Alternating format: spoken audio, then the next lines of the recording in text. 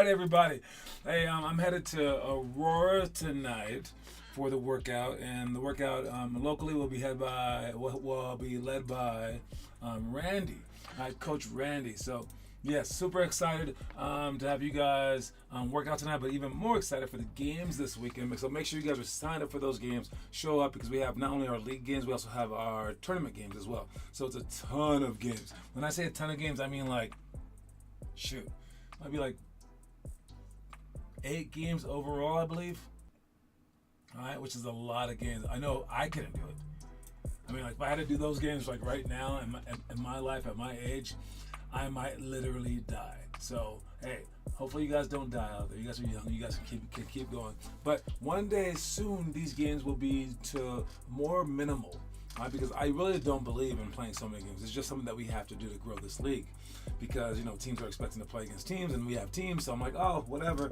And I know that kids love to play games, but yeah, we definitely go above and beyond. So, if you don't play this weekend and you don't play next weekend, we might be off the next 2 weeks. So if you come to me 4 weeks from now and you're like, why haven't we played it in a month? What's going on? I'm going to be like, we have played in a month. We played a ton of games for 2 straight weeks that you missed. And now that you want to come, we happen to not have games for the first time in 6 months. All right, we've basically gone 5.5 months with games every single weekend, like out the wazoo of games. And if I take 2 weeks off, that shouldn't be like, what? What are we doing? Especially when you've missed games. So you have to play it like that. You have to understand it like that. You got to see it like that, or else you're not seeing things correctly. But so don't forget we also have our deadline coming up on the 15th for San Diego. I'll resend out information about that. If you're one of our people that have been in the program for years, the discount that you got years ago still applies. And I sent those messages out to everybody, so hopefully you guys can go off that. If you do not, I'm saying it now. If you do not, and even if you try to pay it next week, no, the price is just $2,000. So understand that. I get that. We do have a way that you can apply for a scholarship if you're willing to help us out. But most people are like, wait, I gotta help? I just wanted free stuff. I can't do both. So yeah, that's how that is. So if you want a scholarship and you're willing to help at least 20 to 25 hours a month, then we can help you out. All right. So that's about it. Let's check our quote of the day. Our quote of the day is: poor starts don't guarantee poor finishes.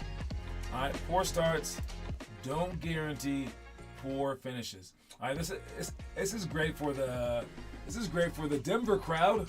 All right, just because you lose the first 2 games doesn't mean anything. All right, let's look at this at a different world. I mean, are they able to come back and beat them? Or sorry, let's say that it was 0-0. Are they capable of beating this team? 4 out of 5 times.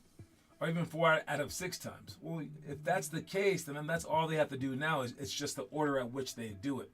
So for you, if you're struggling at the beginning of a game, it doesn't mean that it's the end of the game. If you're struggling at the beginning of your career and you're just like doing bad right now, it doesn't mean that it's the end of your career. All right. Poor starts don't guarantee poor finishes. Now, of course, you do want to start off well. You do want to go out there aggressively. You do want to take chances and like be bold and all this other kind of stuff. But sometimes you're just not ready. Sometimes you have bad luck. Sometimes it's just like the odds are stacked against you. And if you persevere, if you can push past that, that's when it doesn't even matter how you started. Because again, just because you start badly doesn't mean that's going to continue badly. So what's up, Teo Trio? So that's the saying. That's the quote of the day. Poor starts don't guarantee poor finishes. Let's move on to the movies of the day, or the month, or whatever. This is the 4th grade movie of the month. All right. To recap, we had Like Mike as the 1st grade movie. 2nd grade was The Cutting Edge. 3rd grade was Invincible. The 4th grade movie of the month is an amazing movie. You know what I mean? I don't just say that. I come out and I'll tell you if a movie's crap. Even if it's on our list, I'll be like, yeah, this movie's not very good. This movie, called Field of Dreams, is one of the greatest movies of all time. All right, it's easily top 10 in any sports movie category. It might be like top 100 all-time movies. I think. I don't know, man. This movie's amazing, and it's not like action-paced or anything like that. You know, it is about baseball. I get that, but what this movie does for the imagination of a kid, it's everything. So basically, it starts off with a scandal, which is the 1919, I believe, 1920, something like that, White Sox scandal, where the Chicago White Sox were caught cheating. And it was in the World Series, I believe, and they threw the World Series for a whole bunch of money. They were never found guilty, but all these players, they got banned from the Hall of Fame. One of the players is Shoeless Joe Jackson, who actually wore shoes. He killed it. I mean, he was like guilty of taking money, or so they say. Maybe he did, but he did not play badly at all. Like he had a monstrous series. So they kind of say like, shouldn't he be like absolved of this? But either way, this guy who's a corn farmer, all right, he gets this message from above, like just some whispers in the sky that say, if you build it, it will come. If you build it, it will come. And it's like, what? What are you talking about?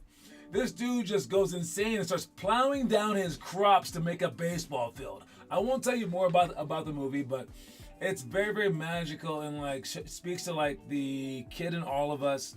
And it's just a cool movie. So I guarantee you will like this movie if you watched it. It's called Field of Dreams with Kevin Costner, one of the greatest movies of all time. Obviously, 50 stars.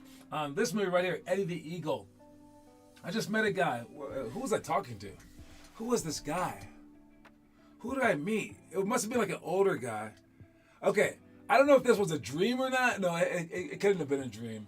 I met this guy who said that he used to ski jump, just like last week. Where did I meet this guy? It's crazy. Either way, who was this guy?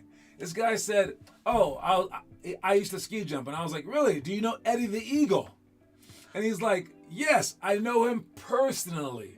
And Eddie the Eagle is is the only well-known ski jumper in the history of ski jumping. All right. And he basically, in like the 80s, it's just a guy who wanted to make the Olympics. And he wanted to make it any way possible.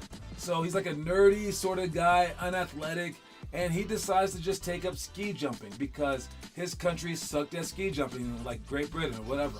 And ski jumping is this stupid thing where you go straight down on skis and then you jump, and then you jump like forever. And like people like just almost die doing this sport. And this guy's like, yeah, I want to do it. So all he had to do was like show up, and he made the Olympics since no one in his country did the sport. So he did that, and everyone was like making fun of him. And he like started training, but they were like, dude, you need to train for like decades to be good at this thing, not like days or weeks. That's stupid. And he kept trying, and like he became a crowd favorite the same year that the Jamaican bobsled team was famous. He was there at that Olympics. So that Olympics was off the charts. But it just shows that like there's two ways to become amazing. Either you can be like the Michael Jordan where you're naturally great, or you can be like Rudy where you defy the odds to get there. And people love both those things. And at the end of this movie, before his final jump, the greatest skier ever, he like turned to him and he's just like, you and me are very, very similar. And he's like, what? No, we're not. He goes, yeah, we are. He's like, because we're like two hands on a clock, 11 and 1 o'clock. He goes, we're closer to each other. You might be the worst, I might be the best, but we're closer to each other than anyone else is. And we're the only ones with a chance to make history here. And I think that about you guys. If you do make the NBA, it's not going to be normal. They're going to say, what happened? This kid who I saw in 6th grade wasn't that good. He made the NBA. That's a story. All right, it's not a story of some 6'8" dude makes the NBA. It's like, okay, sure, he should have made the NBA. It's a story if you make the NBA. It's a story if Eddie the Eagle here makes the Olympics. It's a story. It's a story, and you guys have a better chance at that story than probably 90% of people out there. So go for it. because their story's going to suck. Of course, they're supposed to make it. Your story's going to be unbelievable. And you can apply that to anywhere in your life. Watch Eddie the Eagle. I'm going to give it 44 stars out of 50. And it's the 5th grade movie of the month. All right. Next movie. Not that one. Next movie, this one right here, is The Longest Yard. All right, there's a modern version and there's also an older version. Both versions are equally good, a little bit different. I would recommend them both. I'm gonna give them both 43 stars. Both of them. It's fun. They're funny movies. They're action packed. They're good. It's basically this quarterback in both movies, played by Burt Reynolds in the original, and then Adam Sandler in the latest one. They got Nelly as the running back right there. They got everybody in this most recent one. But in both movies, this quarterback gets arrested, and he's just in jail, and then they decide to play. He gets talked into playing against the guards. It's like in their annual game where they always lose, but now they have a professional quarterback who's in jail, and it shows the exploits of that. A whole bunch of funny stuff happens. Highly recommend this movie. Either way, whether it's the old version or the new version, they're both very interesting. I promise you. The Longest Yard, very good movie. Watch it. All right, let's move on. We got our itinerary today. And the stuff that we should be doing this week. All right, for homework, you got the clap dribble, pick and roll, flip flop, fly drill, trick dribbles, press break, give and go, and triangle cuts for shots. All right, those are the things that you should be doing for next Monday. So focus on those things, practice them, look them up. All right, get ready to go this Monday. The stuff that we're doing today, we got 3, 4, 5, 4, 3, 2, 1, run! And we got countdown game, one-on-one sprint, successive dribble shots, diagonal hurdle layups, and sandbag slides. I'm gonna focus on the countdown game. I think we can play this game forever. So I'm gonna do the first drills, get through them all, and then we'll just go the countdown game. All right. I'm going to Aurora tonight, like I said. To tomorrow as well, let you know in a bit. Okay.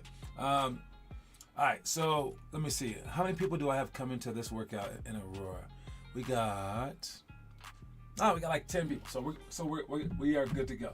All right, but for the countdown game, it's a game where we're shooting a whole bunch of shots. Okay, all right, we shoot the shots, and we're going against either the people or we're in our group, but basically everyone starts at 5, let's say, or 3, I guess, sure, 3. And we say on your mark, you say go, then you yell 3, you shoot your shot, and you keep shooting until you make one, then you yell 2, then you yell 1 if you make the next one, then you yell 0, I won. If you win, your number goes up, but everyone else's number stays the same. All right, and then you want to basically make it to 10 before they all do. So that's the countdown game. As for 3, 4, 5, 4, 3, 2, 1, run, you got to make 3 in a row and then switch with your partner. 3 in a row, switch with your partner, but you get 1 chance to make 3 in a row. If you miss it, you got to stop. Start all over again, then you got to make 4 in a row. Then stop, start all over again, then make 5 in a row. At any point in time, if you make the 5 in a row, you just switch with your partner. Then it goes down to 4 in a row, then to 3 if you keep messing up, then to 2, then you got 1. Got to make 1 in a row just with the 1 shot. If you miss that, then you run down and back, and then you switch with your partner. And it should be a very pressure-filled game, getting better the entire way. Last one is diagonal hurdle layups. That's with the ball high, jumping over the hurdles or over a shoe, over a water bottle, over anything. But you're gonna go over, and then a big, huge jump, gonna land, and then jump and twist to score. All right, so it's a strength thing. We have to get stronger on these jumps. It helps with our pro hops as well. It helps with our rebounding, helps with our finishing. All right, so get good at this and heads up for that. All right, as for the other ones, go ahead and watch them real quick. We got what is this first one? One-on-one sprint.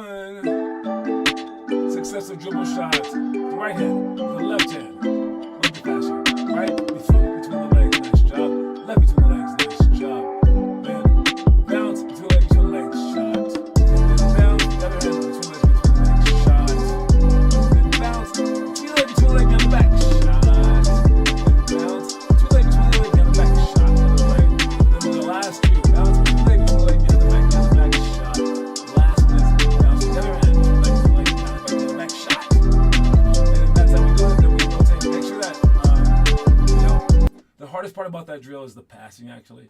The dribbling, you should keep it low and quick. But for the passing, you got to like look at the ball and then also throw the ball with a no-look pass accurately and kind of juggle two balls. As for the rebounding, keep your hands up the entire time. Rebounding well keeps the whole thing in flow so that they can get their 10 shots off in less than 50 seconds so that we can rotate fast and faster and faster. All right, last one, I believe, is sandbag slides. Let's watch it. Up and out, and then slide. All the way back to the middle. Then go back and forth again. Up and out. A little faster than that. I believe he was very weak back then. He couldn't do those that well. I think he's getting better at it though. All right, so that's all the stuff that we should be doing. Make sure you guys are doing it. All right, let's see what you guys are doing for the homework. You are what you say, not what you say. Wait, you are what you do, not what you say you do. There you go. We got Teo Trujillo posting a whole bunch of drills. Nice job. Dribbling made 9th. Okay. That was the rest of the stuff from yesterday. Jason Tatum in and out series for the West. I see that. Got a nice water bottle picture right there. I saw Kieran posting. He just did it. He didn't tag it. Tag that video so we can see it. But yeah, I know that he posted as well. All right. Good job with the homework for those who are posting it. Keep going. Never stop, please. Let's see the trivia question today and see what that's all about. Trivia question today is, which Connecticut school's address is now 23 Calvin Murphy Road in honor of a world-class baton thrower? What does that even mean? Alright, so which Connecticut school's address is now 23 Calvin Murphy Road in honor of a world-class baton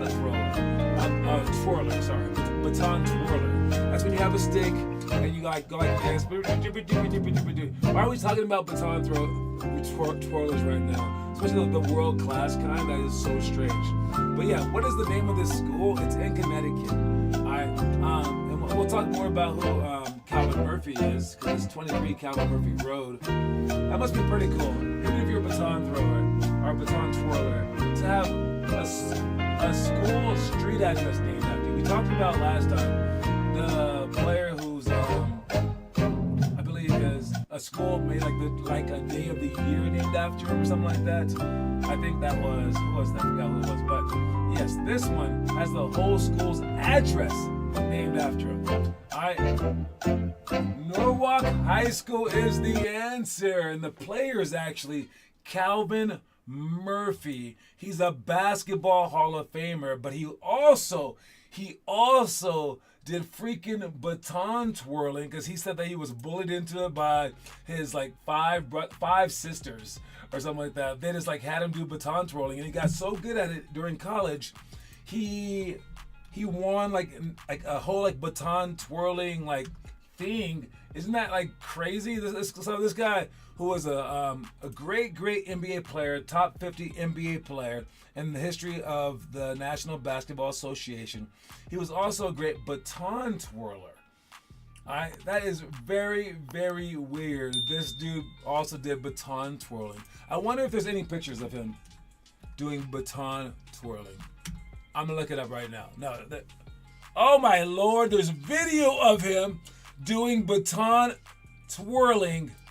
He's even at a game for the oh my God, he really is good at baton twirling. I mean, dude.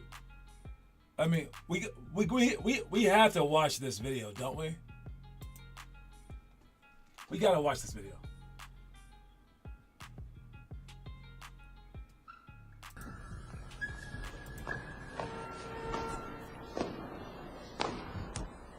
Hey, what's going on here? Hold it. This is Calvin Murphy, the great guy. So that's Calvin Murphy right there, and that's Red Auerbach, who's the famous Celtics coach and owner. He's going to talk to him about his baton twirling. How interesting was the NBA back in the day? The Houston Rockets. Now, it's a bit unusual to see this greatness transferred from basketball to something like baton twirling. What are you trying to do to me? This is a basketball show. Well, twirling goes along with basketball for me as far as dexterity is concerned. Is that right? Yes. Does it work with your fingers? Yes, it's giving me great finger control with the baton, along with controlling the basketball with my fingers. Now, That Calvin is the Murphy, most being one of the random thing smallest, in the if not world. the smallest guard ever to be so great in the NBA, there are two sides to this. We've discussed this many times. The bigger guys get you, they take you in the pivot, they try That's to... enough baton twirling. On to the challenges. We have a whole bunch of challenges on our website. Baton twirling is not one of them, but we might have to add that. I mean, if he was so good at baton twirling, and that's what he said made him better, shouldn't we be practicing that as well? Or no, is that just going too far? I don't know. I have no idea. But anyways, let's move on to the challenges today. If you have our book, it should tell you a challenge to do every single day. If you don't have our book, well, I tell you the challenges at least every Friday. All right, so get the book, but at least do the challenge for today. So you should be doing it every single day, not just our drills, but these challenges that are listed within the book. Within the book, it has a daily challenge. You should be doing that daily challenge right there. I can't really show you, but I can show you on the screen right now. All right. So right now, today's daily challenge for each grade level. All right. If you happen to be a first or second grader, all right. If you're a first grader, you should be continuing with day 14 of the homework assignment, which is try to touch the rim 21 times off your left foot, 21 times off your right foot, 21 times off both. Is anyone still doing this, or has it gotten too hard? Has anyone done this every single day, these 63 jumps? Second graders, you're on day 14 of the Shot Shop, 10 drills designed to sharpen your shot. You can do that. Third grade, you are on day 14 of the 2-minute 2-ball dribbling challenge. See how fast you can go without worrying about mistakes. Fourth grade, continue with day 14 of the homework assignment, which is try to jump left, right, both feet. And then fifth grade, doing the Chastain challenge. Sixth grade, the Jamal Crawford Euro Step for the Euro Step challenge. There's so many different Euro Steps, but that's just one of them for you. Make sure you guys are doing that. For seventh grade, finishing with month 8 of your 10-month Chastain challenge. That's a long thing, but there's a whole bunch of things on the list. You want to be like Finley Chastain? This are the things to do. 8th grade, finish day 6, week 2 of 5 perfect weeks. I remember when we did this, and even this year, Noah said, I'm going to do it again. Or maybe his dad said he's going to do it. They aren't doing it. They aren't. I mean, come on, guys. If you think that you're bad, then do this thing, man. You should be running 2 miles this week. Jump rope for 7 minutes, 16-6. Divine drill in 50 seconds each of those 8 ball handling drills. I try to recruit 7 teammates to join you 1 day per week a piece. That is the extra hard part. All right, continue with day 14 of the homework assignments, the 9th grade. 10th grade, you're on day 13 of the workout card, all right, which is double up since you're in high school. 10 minutes of ball handling, 100 push-ups, 200 jump shots, and 10 minutes of jump ropes. All right, be as creative as you can on those jump ropes. 11th grade, you're on day 75 of 100 of the Pio Braccio Vanier challenge, which is 5 sets of Lana's moves. Kobe pose, elbow sweeps, and double bounce series. 50 push-ups, 25 knee jumps, 5 minutes of God's drill, and make 10 free throws sprints for the misses. The sky is the limit. And the final one is read through all 10 of the Inside Scoring Clinics tips. That's just reading for the seniors. Come on, memorizing, understanding, then applying these tactics will help you game immensely. All right, so that's everything that you guys are supposed to be doing for that. So make sure you guys are doing it, please. All I can do is just beg you guys to do this stuff, and then later on you're just gonna have regret that you didn't do it. So we know how life works. Hopefully you guys understand that as well. All right, so don't regret these things. Go ahead and just work your butt off. Start doing these things right now, please. And we have a whole bunch of other challenges on our challenge page that you guys can be doing as well. All right, let's check the story of the day. Watch it. Anyone can be great in the beginning when everything is going well. True character consists of what you do and how you act on your 3rd and 4th attempts after failing.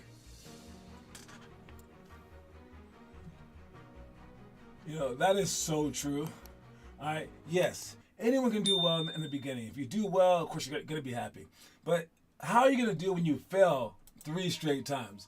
On your 4th time, that says everything about you. When you're losing the game and you have no chance to win, how do you come out there in that last quarter when you have absolutely no chance and the refs are calling it against you and everything like that? What's up, Noah Masseth? What's poppin'? All right. Yes. How do you do then when you get cut from your high school team? How do you do when you get cheated? Like by your coach or by the referees or by your extra teammates. How do you do then? That says who you are. So make sure you guys are doing well by those standards if you want a chance at anything really. All right. A funny thing that we can talk about is Shaqtin' a Fool. Just watching him real quick. For Keldon Johnson. Kelvin. So hungry for a win, he bit his own teammate. Oh, hey, Kelvin. And he cut him. Oh, my God. One of the greatest games ever. You guys are going to watch them all. Cavaliers. Darius Garland teaching you how not to pressure the ball. What are they doing?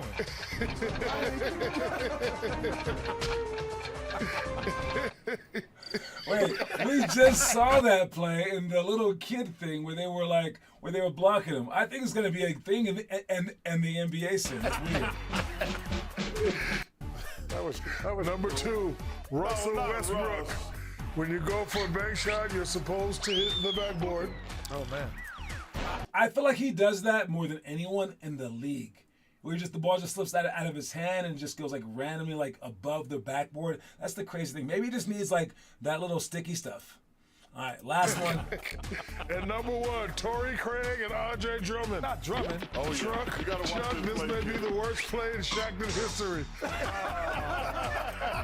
Actually, I understand that one because he thought the pass was to him, but the pass was to the guy. That was being selfish. He was being interruptive. It's kind of on both of them. I don't even know how to play that one. Yeah, go get it. That is very, very random. All right, anyways, last thing is about Luka Doncic, okay? Luka Doncic, an assistant coach in the NBA said that there's a sigh of relief among the rest of the Mavericks when Luka Doncic is benched because he's too ball heavy. He controls the ball the majority of the game as he should, but it's even more so than Michael Jordan's most possession held year, where Michael Jordan had 31% of all possessions. This guy has 35%. That means basically you must go through Luka. All right, he's very, very good, but his teammates feel like he's kind of not letting them play basketball, which could thwart their game. Do you guys think that Luka is a ball hog, maybe a glory hog? Because it's he wants the assist too, right?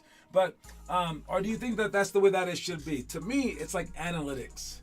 It's that he does well with the ball in his hand, so he should have the ball in his hand. But you also want to keep the defense surprised, and you want to keep your teammates into the game as well. So he's actually tried to lower his output, especially when it comes down to how far he's able to go in the season, being able to play in the playoffs, or how far he can go in his career. So he doesn't want to be too ball dominant, or also have a shorter career too. But you do want to win games. So it's a weird thing. But yes, I don't know what they actually think.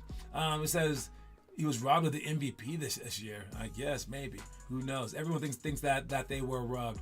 But yeah. So what do you guys think about that? Is there just too much ball going into Luka Doncic's hands and not being spread around? I know when I play basketball, I like to dominate the ball because I want to make the right decision, and I think that I'm able to make the right decision. So maybe it's like that. I don't know. It's a tough call. Analytics are the flow of the game kind of thing. I don't know. Anyways, don't forget, I'm headed to Aurora tonight, so you guys do really, really well there in Broomfield. And don't forget that the quote of the day is, it's a long one. It's poor starts don't guarantee poor finishes. That's my time. I'll see y'all soon. Work hard and get ready for the games this weekend, man. Let's knock this out. Peace out, everybody.